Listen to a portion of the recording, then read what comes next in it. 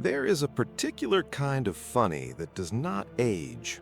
Not the jokes that depend on a shared reference, not the physical comedy that requires a certain tolerance for chaos, not the gentle wit that asks you to meet it halfway.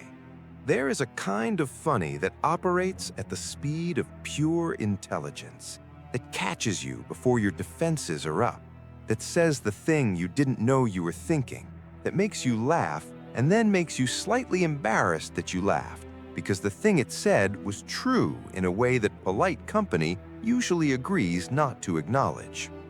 That was Groucho Marx, and nobody has done it better before or since.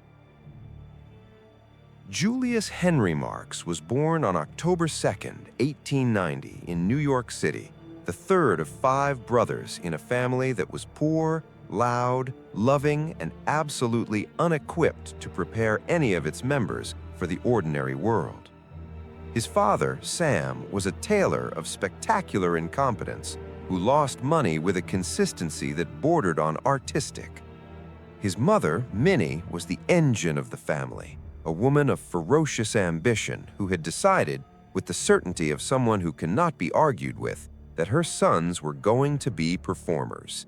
She was right. She was also, by most accounts, completely impossible to live with, which may have been the first and most important education any of the Marx brothers received in comic timing. Julius became Groucho somewhere in the blur of vaudeville, in the years when the brothers were performing in small theaters across America for audiences who were not always kind and were sometimes actively hostile. The nickname came, accounts differ on exactly how, from a character in a comic strip, a grouchy, penny-pinching figure, and it fit with the accuracy of a label that had been waiting for its object. He was not naturally grouchy.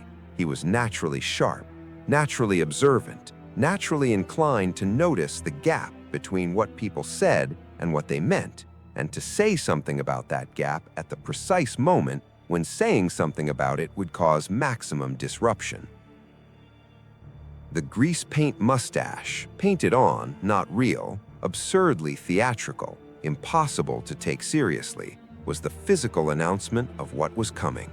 He walked with a loping, forward-tilted stride, cigar permanently in hand, eyebrows working independently of the rest of his face, and the moment he opened his mouth, the air in the room changed. Something became possible that hadn't been possible before.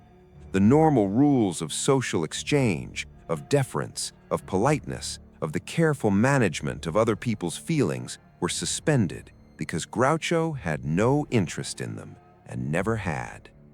The Marx Brothers arrived on Broadway in 1924 with a show called I'll Say She Is, and New York understood immediately that something new had arrived.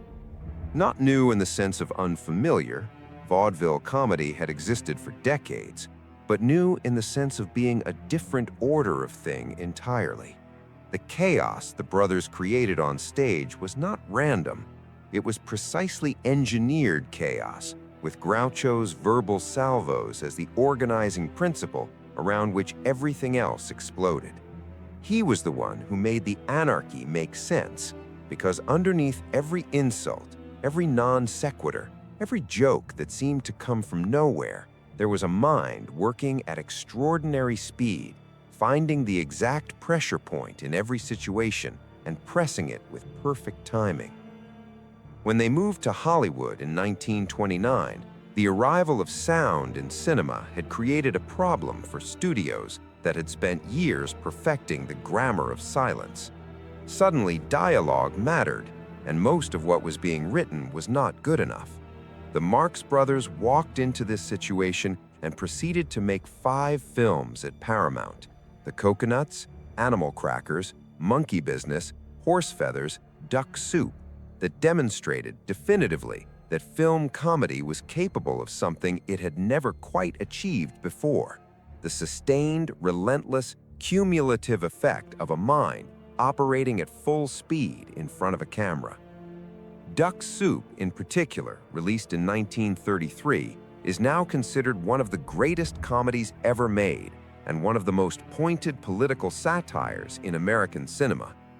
Groucho played Rufus T. Firefly, the newly appointed leader of a fictional country, and the film's target was the entire machinery of nationalism, war, and political pomposity, punctured not with anger or argument, but with jokes so precisely aimed that the absurdity of the targets became impossible to ignore.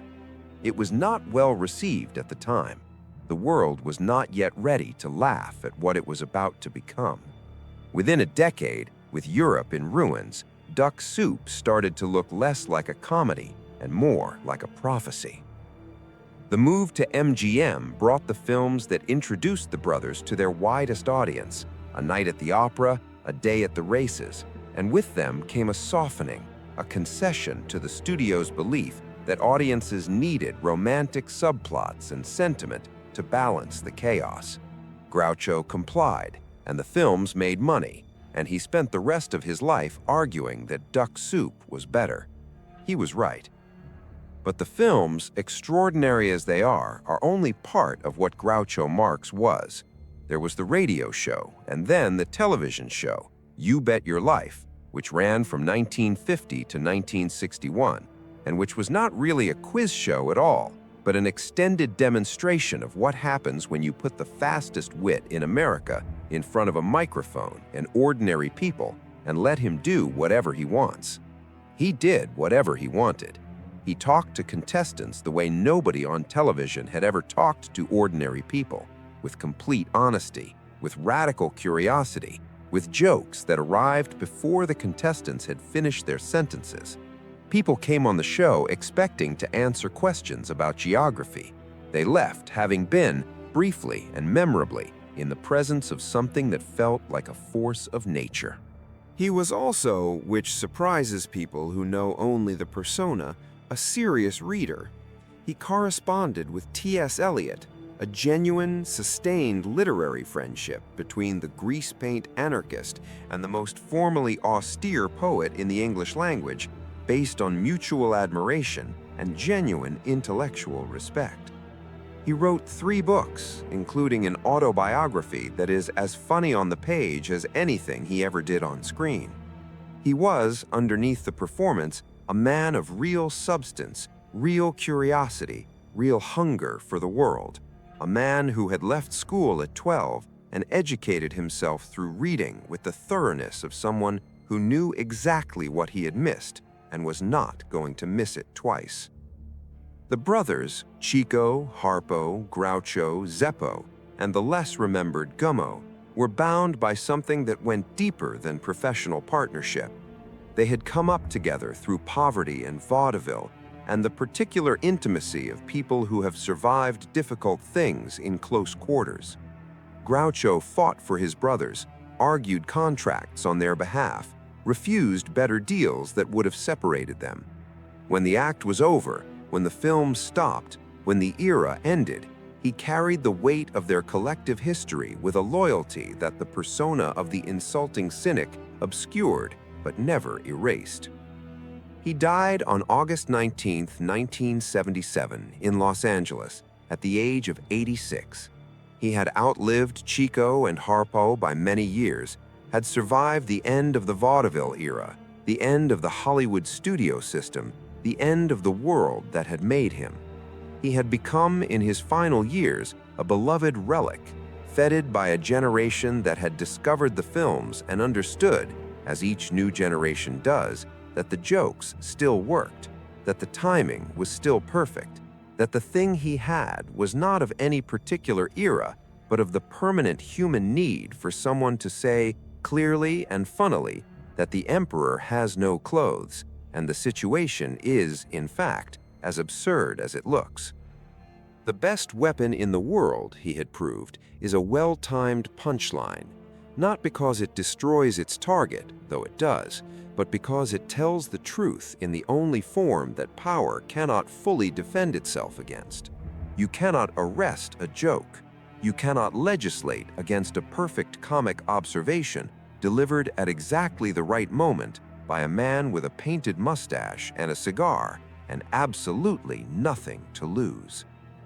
Groucho Marx had nothing to lose from the beginning, and that, more than anything else, was why he won.